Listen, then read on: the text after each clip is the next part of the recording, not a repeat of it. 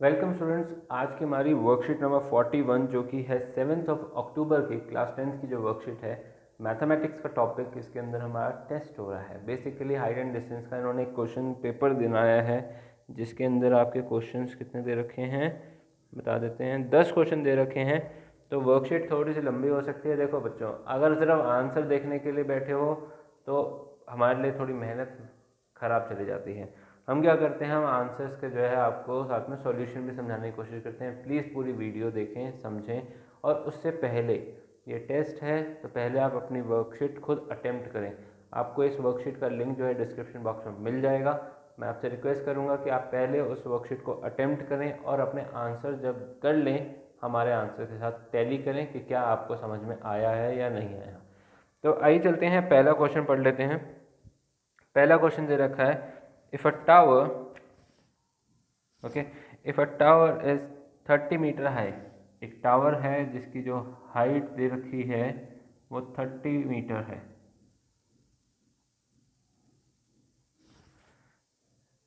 Cast a shadow of 10√3 metre. Shadow कहाँ होती है? यहाँ होती है ना, इधर। तो शेडो की कितनी है? 10√3 मीटर।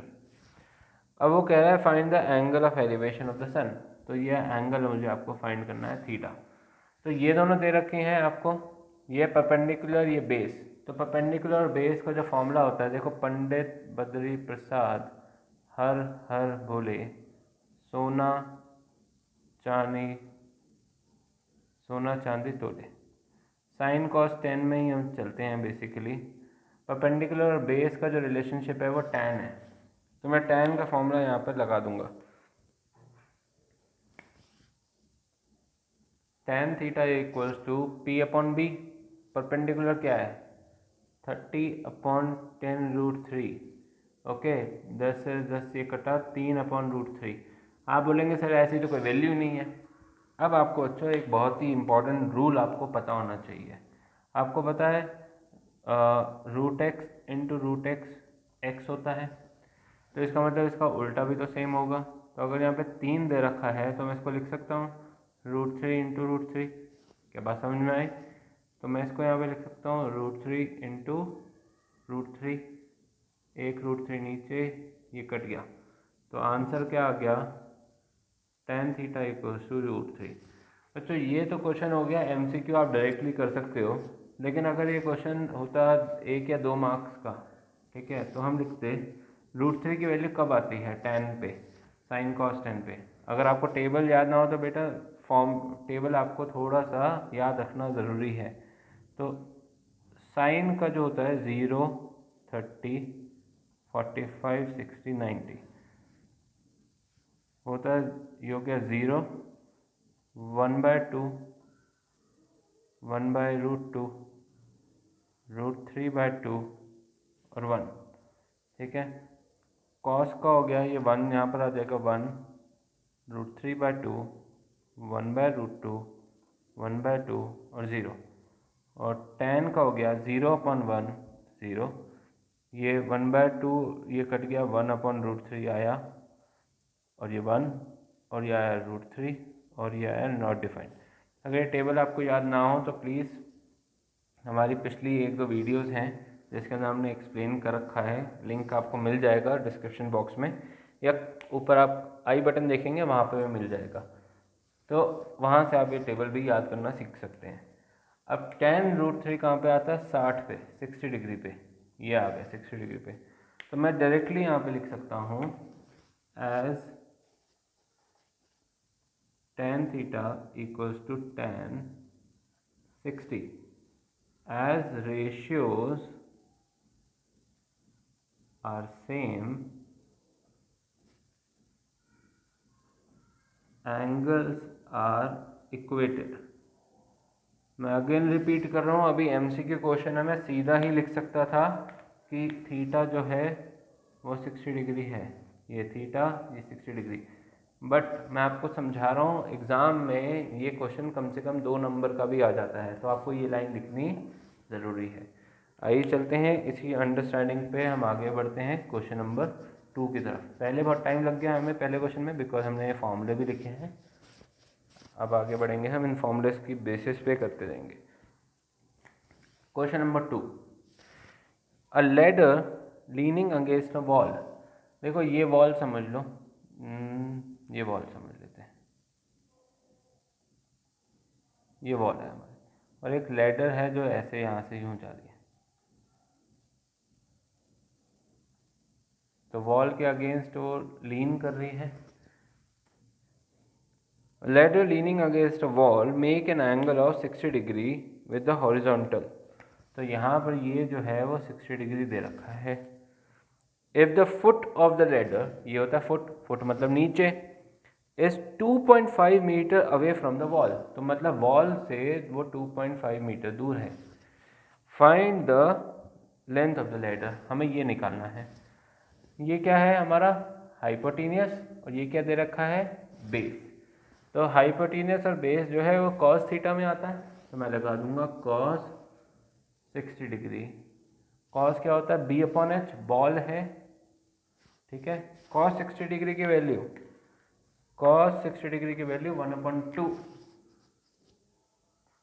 बेस कितना है 2.5, हाइपोटेनियस हमें निकालनी है, x ले लो, तो क्रॉस मल्टीप्लाई करेंगे, ये उधर जाएगा, x आ गया, ये इधर जाके मल्टीप्लाई होगा, 2 इंटू 2.5, तो x की वैल्यू कितनी हो गई 5। अब ये किस में था, मीटर में था, तो मीटर में आएगा answer.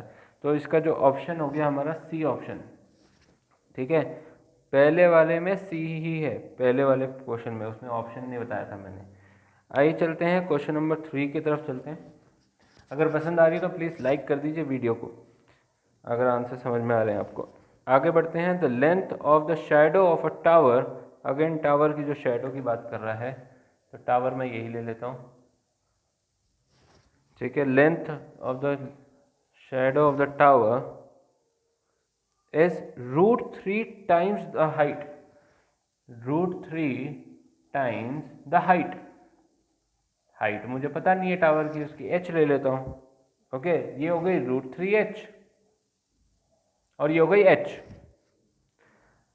The angle of elevation of the sun is, तो मुझे थीटा निकालना है।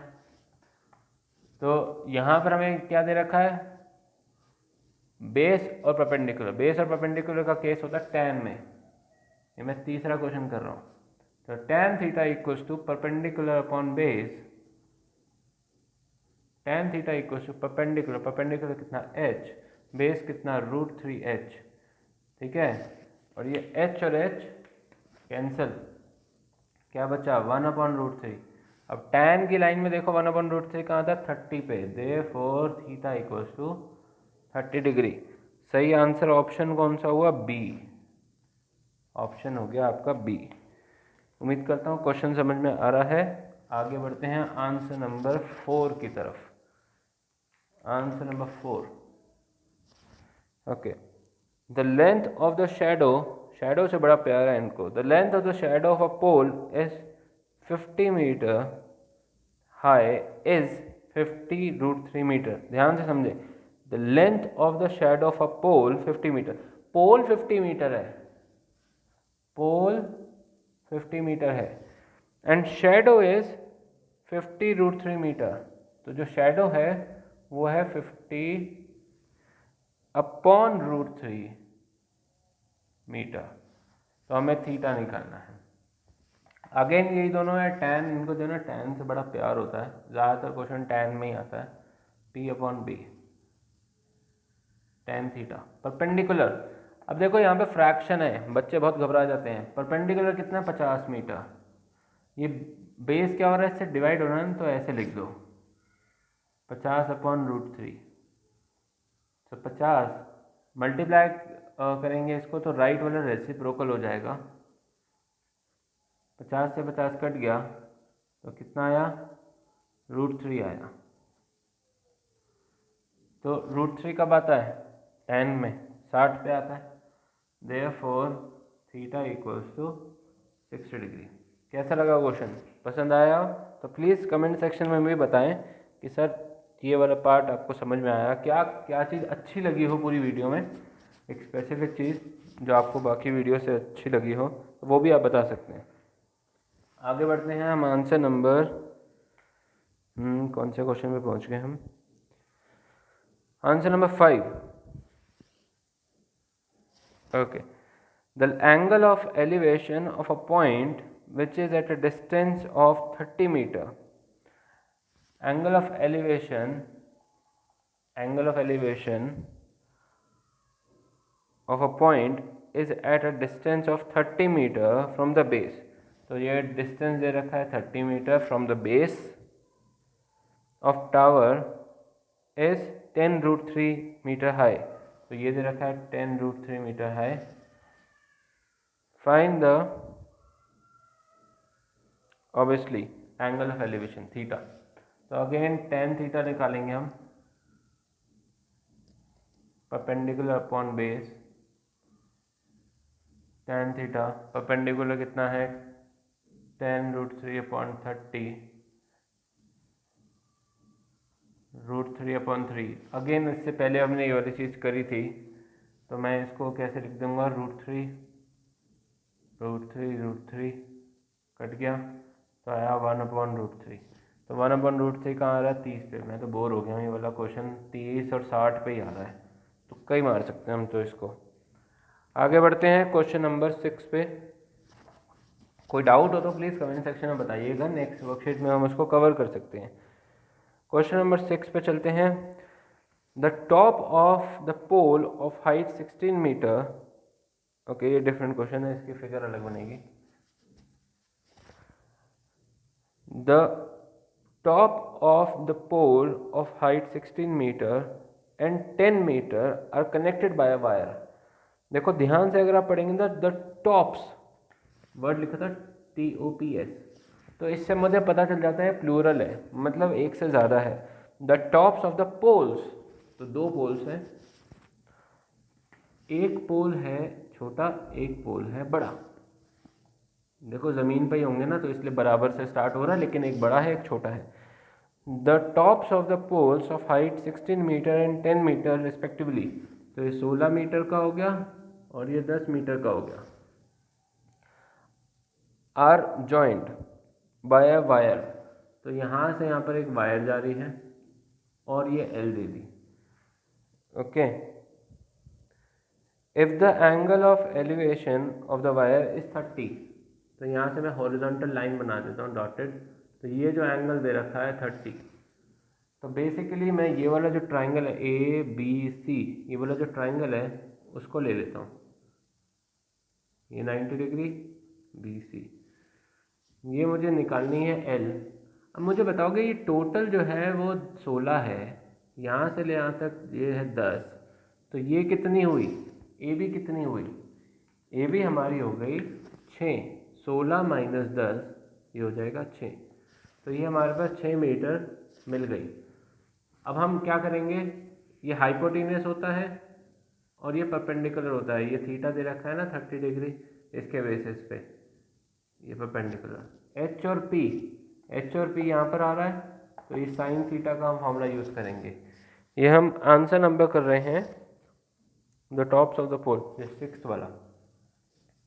तो हम साइन 30 डिग्री का फॉर्मूला लगा देंगे। साइन 30 हो गया परपेंडिकुलर अपॉन पाप है P/H।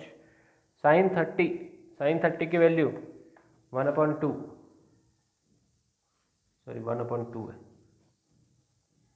इक्वल्स टू परपेंडिकुलर कितना था 6 और ये कितना है L। तो हम इसको क्रॉस मल्टीप्लाई करेंगे, ये उधर जाएगा L हो जाएगा, ये उधर जाएगा 6 × 2 हो जाएगा, तो L हो गया 12 मीटर। 12 मीटर की वायर लगेगी। अब ये क्वेश्चन जो है ना रियल लाइफ क्वेश्चन है, मुझे यहाँ से अपने घर से लेकर दूसरे के घर में अगर रस्सी लगानी है, पता नहीं क्यों लगानी है बट लगानी है सपोज करो, तो मुझे वायर कितनी चाहिए होगी। तो मैं क्या करूँगा, दोनों घरों की जो हाइट निकालूंगा और हम उसकी जो है एंगल ऑफ एलिवेशन निकाल देंगे और सॉल्व कर देंगे। एंगल ऑफ एलिवेशन निकालने के लिए डिवाइसेस आते हैं।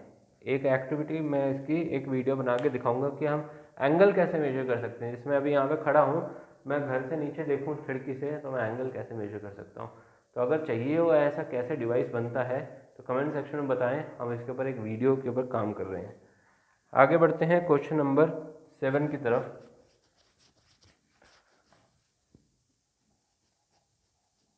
क्वेश्चन नंबर 7 कह रहा है a kite is flying at a height of 50√3 metre. ठीक है, एक पतंग उड़ रही है, उसकी जो हाइट है वो कितनी है, 50√3 मीटर है ग्राउंड से। ओके आगे उसने बोला from the horizontal it is attach to a string, obviously रस्सी से तो बंदी होगी ना। It is attach to a string and make an angle of 60 degree with the horizontal base. तो ये 60 डिग्री बना रहा है angle. Find the length of the string, तो मुझे ये लेंथ निकालनी है, उसमें रस्सी कितनी लगी होगी। मेरे दिमाग में तो क्वेश्चन आ रहा है कि भाई ये हाइट कैसे पता चली होगी। चलो छोड़ो उस बात को, क्वेश्चन दे देते हैं ये, तो हमें कोई चिंता नहीं है। तो ये क्या है हमारे पास, हाइपोटेनियस, और ये क्या है हमारे पास, परपेंडिकुलर। परपेंडिकुलर हाइपोटेनियस के केस में क्या निकालेंगे, साइन निकालेंगे।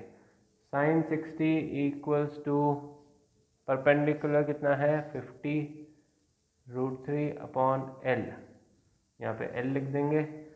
6 साइन 60 कितना है, √3/2, तो मैं यही लिख रहा हूँ √3/2।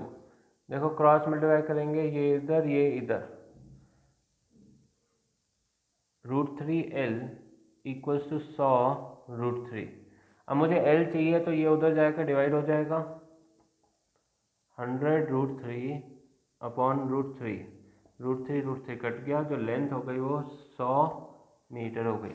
100 मीटर की रस्सी चाहिए इतना ऊंचा पतंग को उड़ाने के लिए। इतनी साइंस अगर हमने पतंग उड़ाते समय लगाई होती तो बात ही क्या थी, कोई बात नहीं। आगे बढ़ते हैं क्वेश्चन नंबर 8 के तरफ। क्वेश्चन नंबर 8 कह रहा है the length of the shadow of a pillar on the plane ground is √3 times height. वही सेम हो गया, जो शैडो है वो है √3 टाइम्स द हाइट। तो ये हाइट क्या हो गई, h हो गई, और हमें यहाँ पे क्या निकालना है, थीटा निकालना है। तो हमें पता है कि परपेंडिकुलर और बेस का रिलेशन होता है tan में। tan theta equals to perpendicular, perpendicular कितना है, h/√3, h कटा 1/√3, तो थीटा क्या हो गया, 1/√3 क्या होता है, 30 डिग्री। तो 30 डिग्री आपका इसमें आंसर हो गया। नेक्स्ट आपका आता है क्वेश्चन नंबर 9। क्वेश्चन नंबर 9 कह रहा है if the horizontal distance of the boat from the base of the bridge 25 metre, the horizontal distance of the boat, एक बोट है,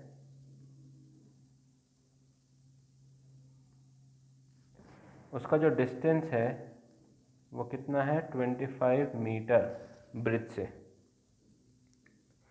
आगे उसने बोला the height of the bridge. अब बेटा यहाँ पे कोई ब्रिज होगा, इस तरीके से होता है ना ब्रिज, जहाँ पर आप खड़े हुए हो। जो हाइट ऑफ द ब्रिज है वो कितनी है, the height of the bridge is 25 metre, वो भी 25 मीटर है। Very good. Okay, find the angle of depression. अभी एंगल ऑफ डिप्रेशन होता क्या है वो समझ लेते हैं। एंगल ऑफ डिप्रेशन होता है जब आप ऊपर से नीचे देखते हैं, तो आपकी जो चिन्ह है वो नीचे की तरफ जाता है। तो आप पहले तो ऐसे देख रहे थे सामने, आप सामने देख रहे थे, इसे हॉरिजॉन्टल लाइन बोलते हैं। अब सामने, अब आपने नीचे देखा, तो ये जो एंगल यहाँ से ये नीचे कम हुआ उसे कहते हैं एंगल ऑफ डिप्रेशन। जब आप ऊपर देखते हो, छत की तरफ देखते हो, उसे कहते हैं एंगल ऑफ एलिवेशन, ऊपर एलिवेट। तो वो बोल रहा है कि आप सामने देख रहे थे और आपको ये एंगल फाइंड करना है। अब हमने लास्ट वीडियो में देखा था कि ये एंगल और ये एंगल इक्वल होता है।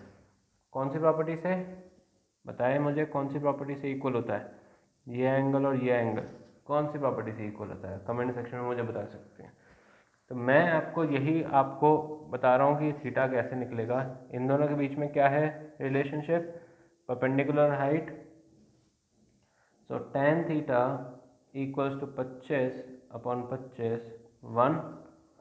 सो 1 कब आता है tan में? 45 डिग्री। तो थीटा क्या हो गया? 45 डिग्री। आंसर तो बहुत सिंपल सा था, परपेंडिकुलर और बेस जो है वो इक्वल होते हैं, तो उस केस में क्या हो जाता है? 45 डिग्री एंगल हो जाता है। आगे चलते हैं क्वेश्चन नंबर 10। क्वेश्चन नंबर 10 में सिर्फ और सिर्फ उसने क्या बोला है कि हमें फिगर बनानी है।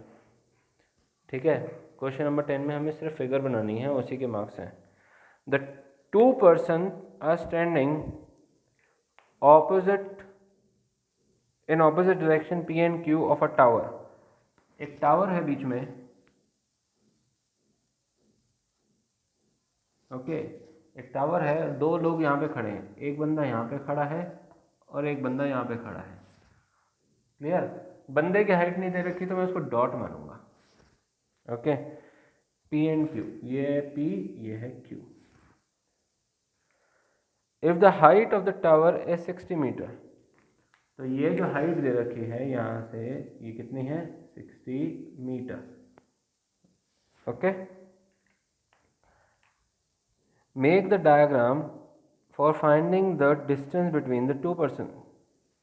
तो उन्होंने बस डायग्राम बोला बनाने के लिए, तो इन दोनों के बीच का डिस्टेंस निकालना है हमें, तो डायग्राम इस तरीके से बन जाएगा। तो अगर मैं इसको ज्योमेट्रिकल डायग्राम बोलूँ तो ये ऐसा बनेगा, ये P, ये Q, ये टावर है, तो ये 60 मीटर हो गया। तो ये आपका डायग्राम बन के, उसके अंदर और तो कुछ बोला नहीं था उन्होंने, कोई एंगल भी नहीं दिया। तो ये तो हो गए आपके 10 के 10 क्वेश्चन। एक क्वेश्चन नंबर 10 था। कैसा लगा है आपको ये एक्सप्लेनेशन? प्लीज़ कमेंट सेक्शन में ज़रूर बताएं। अगर पसंद आया हो थोड़ा सा भी तो प्लीज़ आप लाइक करें, इससे हमें पता चलता है कि आपको कितना समझ में आ रहा है। कोई डाउट रह गया हो तो प्लीज़ कमेंट सेक्शन में बताएं, आगे फॉरवर्ड करें इस वीडियो को, और चैनल को अगर अभी तक सब्सक्राइब नहीं करा हो तो प्लीज़ कर लें। Thank you for watching, see you in the next video.